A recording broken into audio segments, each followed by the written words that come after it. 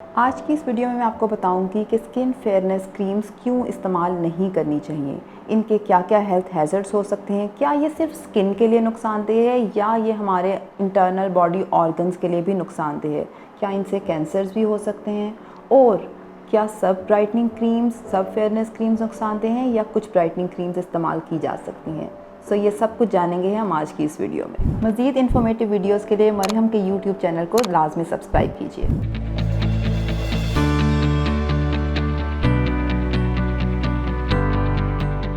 अस्सलाम वालेकुम, मेरा नाम डॉक्टर किरण है। I am a consultant dermatologist and aesthetic physician.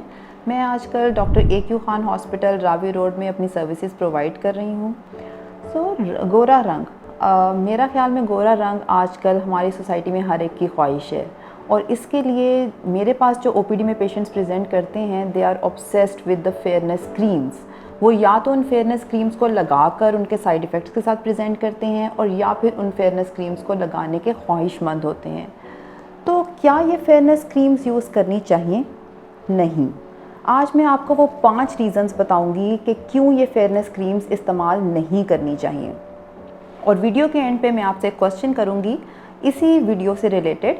अगर आप उनका सही आंसर करेंगे तो आपको मरहम की तरफ से मेरी साथ एक फ्री ऑनलाइन कंसल्टेशन मिलेगी।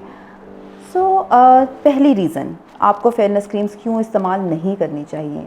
बेसिकली फेयरनेस क्रीम्स का मेन इंग्रेडिएंट ब्लीचिंग एजेंट्स होते हैं जो कि इमीडिएटली तो आपको एक फेयर लुक देते हैं, लेकिन लॉन्ग टर्म यूज़ से आपकी स्किन बहुत थिन हो जाती है और आपकी स्किन सन सेंसिटिव हो जाती है। जब आप बाहर जाते हैं धूप में तो आपकी स्किन पे जलन, खारिश और सुर्खी नमूदार हो जाती है। नंबर 2, अदर इंग्रेडिएंट्स, उनमें मरकरी, लेड और निकल होते हैं जो कि ना सिर्फ स्किन के लिए हार्मफुल हैं बल्कि ये स्किन के कैंसर्स कोज करते हैं। इसके अलावा क्योंकि हमारी स्किन एक लार्जेस्ट बॉडी ऑर्गन है और जो चीज़ हम स्किन पे लगाते हैं वो ना सिर्फ स्किन पे रहती है बल्कि इंटरनली एब्जॉर्ब भी होती है। तो ये हैवी मेटल्स जब आपकी स्किन में एब्जॉर्ब होते हैं, आपके ब्लड में जाते हैं, तो ये आपके किडनी को फेलियर करते हैं, किडनी को फेल कर देते हैं। तो लॉन्ग टर्म यूज़ ना सिर्फ स्किन कैंसर्स का बायस बनता है बल्कि किडनी फेल होने का बायस भी बनता है। थर्ड चीज़, अदर इंग्रेडिएंट्स में स्टेरॉइड्स हैं जो कि आपकी स्किन को एक तो थिन कर देते हैं जिसके बायस आपकी स्किन के नीचे जो वेन्स होती हैं वो प्रोमिनेंट हो जाती हैं, जिनको हम अपनी ज़ुबान में टेलेंजिक्टेसिस कहते हैं। इसके अलावा आपके स्किन पे एक्सेसिव हेयर ग्रोथ आ जाती है और ये चीज़ें बाज़ ये छोड़ने के बाद भी, फेयरनेस क्रीम छोड़ने के बाद भी करेक्ट नहीं हो पाती। नंबर 4, जब आप ये क्रॉनिकली ये चीज़ें अप्लाई करते हैं तो आपके स्किन की इम्यूनिटी ख़त्म हो जाती है। Your skin is very prone to different infections. बहुत से इन्फेक्शंस जो बैक्टीरियल, फंगल, वो आपकी स्किन पे आना शुरू हो जाते हैं इन क्रीम्स की वजह से। And last but not the least, in fairness creams का एक बहुत ह्यूज साइकोलॉजिकल इम्पैक्ट है। हमारे यूथ में बहुत से लोग इन्फीरियॉरिटी कॉम्प्लेक्स का शिकार हो रहे हैं, बहुत से लोग डिप्रेशन का शिकार हो रहे हैं because of this obsession of fairness. So let's say no to the fair and lovely concept and stay unfair and still lovely. इसके अलावा आज मैं आपको बताऊंगी कि फेयरनेस क्रीम्स, क्या सब फेयरनेस क्रीम्स आपके लिए इसी तरह नुकसानदेह हैं या फिर कुछ फेयरनेस क्रीम्स का इस्तेमाल किया जा सकता है।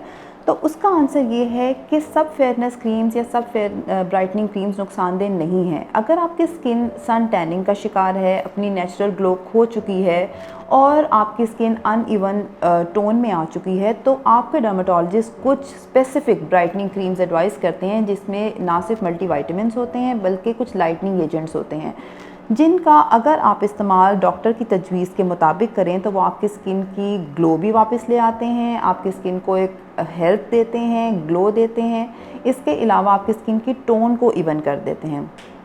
सो the nutshell is, say no to the fairness creams. Over the counter available fairness creams इस्तेमाल ना करें, लेकिन आप अपने डॉक्टर्स की तजवीज़ के मुताबिक कुछ ब्राइटनिंग क्रीम्स इस्तेमाल कर सकते हैं। तो जिस क्वेश्चन की बात हमने स्टार्ट में की थी वो ये है कि हैवी मेटल्स हमारी स्किन के अलावा किस ऑर्गन को अफेक्ट करती हैं। तो अगर आप मुझसे या किसी और डॉक्टर से कंसल्टेशन चाहते हैं तो आप ये फैसिलिटी मरहम के थ्रू अवेल कर सकते हैं।